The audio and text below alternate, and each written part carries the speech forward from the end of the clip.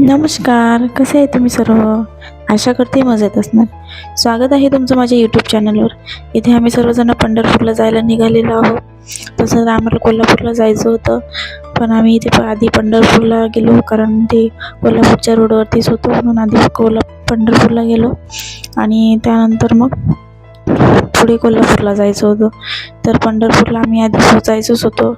तर त्याच्या आधी आम्ही घरून निघाल्यानंतर मग थोडंसं आम्ही रेस्ट केला, कारण गाडीला पण थोडंसं रेस्ट पाहिजे, म्हणून आम्ही थोडंसं थांबलो. थोडा नाश्ता वगैरे केला. मी वडापाव खाल्ला आणि चिकूच्या पप्पांनी पण वडापाव खाल्ला आणि त्याच्यानंतर मग आम्ही पंढरपूरला पोचलो. पोचल्यानंतर मग अशा प्रकारे भक्तनिवासमध्ये तिथे बेड होते. आम्ही पावती वगैरे फाडली आणि भक्तनिवासमध्ये रात्रभरासाठी राहिलो. अशा प्रकारे तिथलं रूम होती. छान रूम होती. क्लिनिंग वगैरे पण छान होती.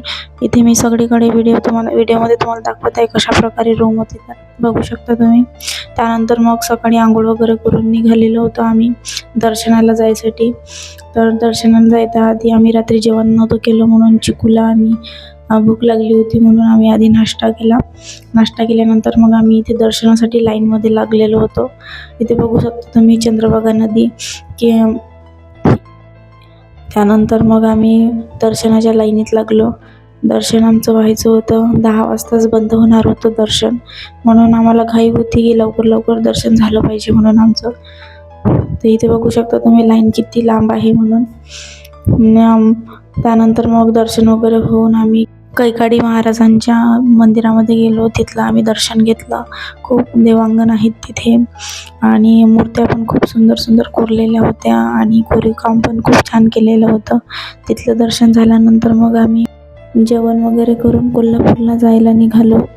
तर मला तुम्हालाही सांगायचं आहे की 2 दिवस मी या कारणामुळे व्हिडिओ टाकू शकली नाही, कारण गाडीमध्ये असल्यामुळं मला व्हिडिओ टाकता आला नाही.